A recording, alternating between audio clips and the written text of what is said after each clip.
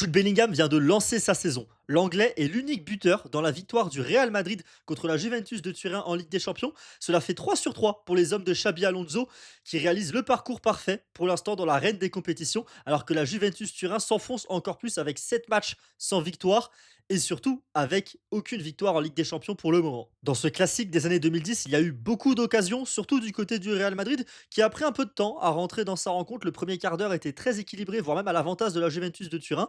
Et ensuite, le Real a clairement compris que la Juve était venue pour défendre, en a profité pour s'installer dans le camp adverse, et ça n'a pas changé jusqu'à l'ouverture du score de Jude Bellingham. La fin de match est évidemment un petit peu plus à l'avantage de la Juventus de Turin, puisqu'ils ont dû pousser pour égaliser. Au final, 1-0, le Real Madrid a gardé son résultat grâce à un bon Thibaut Courtois et une bonne défense. On y viendra plus tard parce qu'avant, il y a un homme dont j'ai envie de parler qui a ébloui la rencontre de son talent. C'est le jeune Turc Arda Güler, positionné en tant que numéro 8 sur ce match. Les choix de Xabi Alonso ont été clairs pour ce match. On garde le 4-3-3, pas d'Eduardo Camavinga titulaire, mais la présence d'un ailier droit. Cette fois-ci, c'était Brahim Diaz qui a été plébiscité par le technicien basque plutôt que Franco Mastantuono. Un choix intéressant puisque Brahim a apporté dans cette rencontre, a fait une performance plutôt positive, un match réussi de la part du Marocain, ce qui va lui faire du bien puisque son début de saison était très compliqué. Mais le joueur qui a éclaboussé cette rencontre de son talent, c'est clairement le Turc Arda Güler. Il était positionné dans un milieu à 3 avec Chouameni un peu plus bas que lui, Bellingham en vrai 10 pour le coup sur ce match-là plus haut que lui.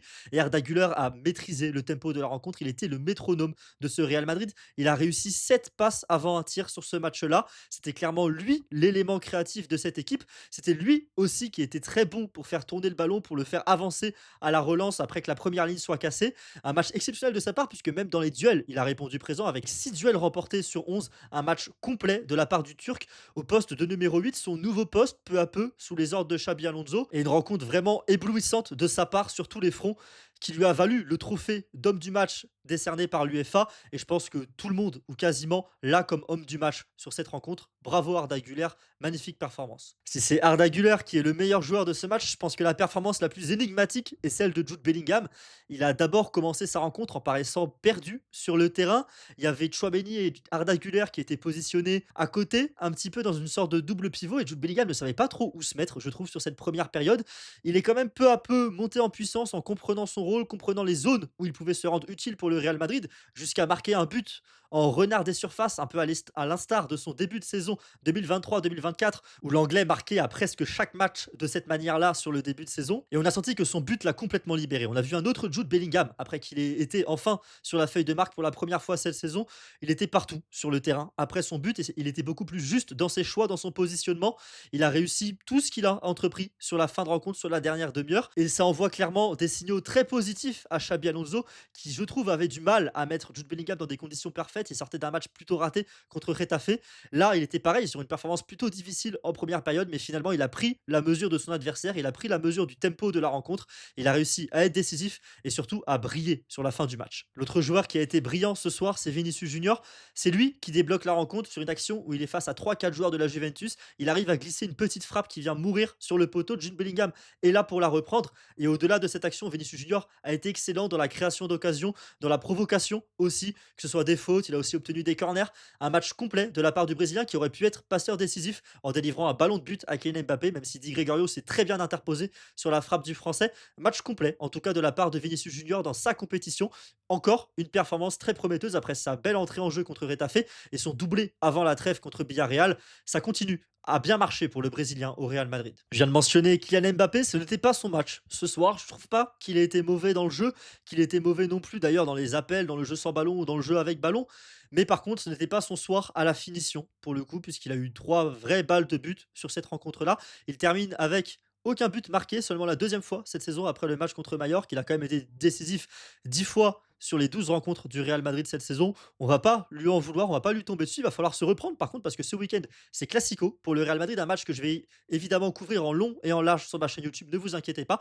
Et on espère Kylian Mbappé meilleur sur le Classico, en tout cas meilleur à la finition. Il faudra qu'il marque s'il veut que le Real Madrid s'impose. Du côté de la défense, il y a des performances un petit peu plus mitigées. Côté Real Madrid, je trouve que la charnière centrale Asensio-Militao a fait son match, notamment le Brésilien que je trouve quand même très bon depuis ce début de saison. Je ne m'attendais pas à le voir à ce niveau-là après 2 blessures au ligament croisé en 2 ans, c'est un niveau exceptionnel qu'il a retrouvé. Eder Militao, tout n'est pas encore parfait. Il y a notamment cette course où il se fait avoir et il n'arrive jamais à revenir sur Vlahovic sur le face-à-face arrêté par Thibaut Courtois. Thibaut Courtois, justement, qui est l'un des hommes du match, l'un des hommes du résultat côté Real Madrid, puisqu'il a remporté ce face-à-face contre Vlahovic et a été l'auteur de plusieurs parades dans cette rencontre. Une performance réussie de la part du Belge sur lequel on avait quelques doutes dernièrement. C'était pas le meilleur, notamment sur le match contre l'Atlético. Et là, pour le coup, il a répondu présent contre la Juve.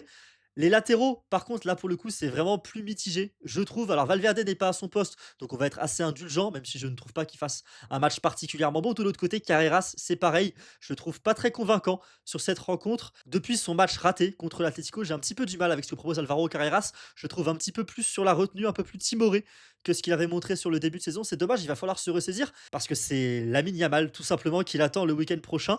Et ça risque d'être très compliqué si l'Espagnol ne rehausse pas son niveau de jeu d'ici là. On lui souhaite, en tout cas, son match n'est pas mauvais ce soir, mais j'ai quand même un petit peu de mal, je le trouve un peu trop timoré à la relance et dans ses interventions. Il a un peu peur peut-être de faire faute, de prendre le carton jaune, je ne sais pas, mais j'ai un petit peu de mal avec les performances de Carreras dernièrement. Enfin, il y a une autre individualité avec laquelle j'ai du mal côté Real Madrid, c'est Aurélien Tchouaméni. Je trouve ce joueur inutile, entre guillemets, sur ces rencontres-là où tu affrontes un bloc bas.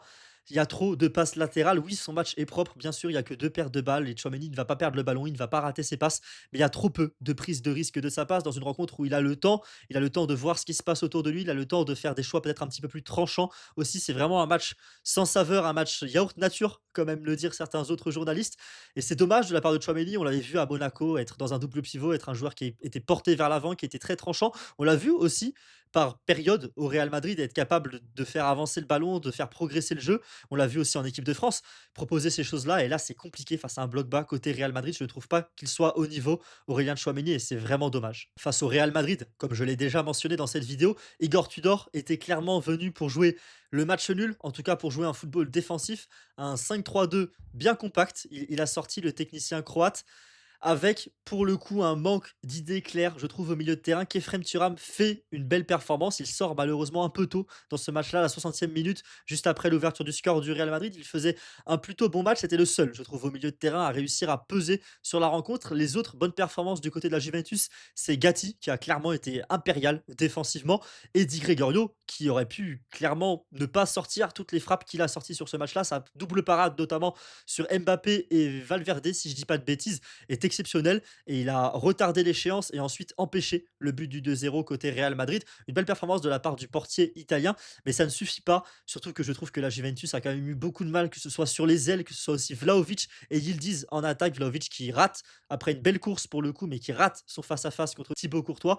C'était là son ballon de but sur ce match-là, il ne l'a pas marqué. Yildiz, pareil, a été assez discret sur cette rencontre. C'était difficile, je trouve, pour la Juventus de Turin de se créer des occasions après un premier quart d'heure plutôt réussi.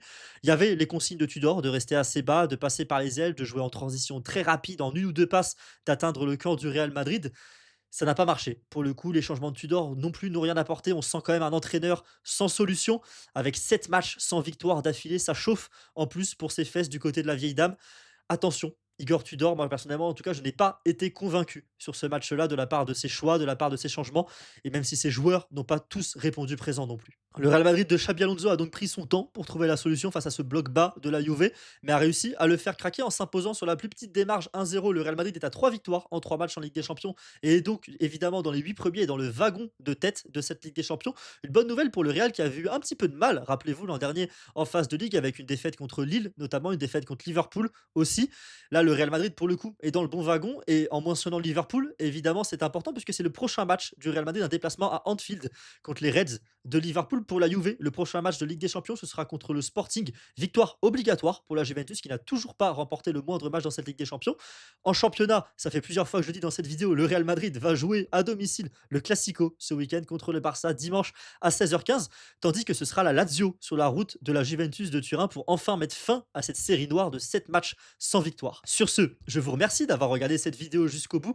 N'oubliez pas de laisser un like. Dites-moi en commentaire qu'est-ce que vous avez pensé de cette rencontre et qui est votre homme du match. Est-ce que c'est Arda Güler? Est-ce que c'est quelqu'un d'autre? Dites-moi aussi si vous êtes fan de la Juventus de Turin, qu'est-ce que vous pensez d'Igor Tudor? Est-ce que vous voulez qu'il soit licencié après cette série de mauvais résultats? Est-ce que vous y croyez encore cette saison? Puisque le tout début de saison de la Juve était quand même plutôt prometteur sur certains aspects et l'attaque fonctionnait quand même plutôt bien de la part de la Juve, même s'il reste sans marquer depuis 2 matchs avec le match contre Com et celui ce soir contre le Real Madrid. En tout cas, on se retrouve très bientôt sur ma chaîne YouTube pour une couverture en long, en large et en travers du Classico à partir de vendredi. Salut à tous, ciao!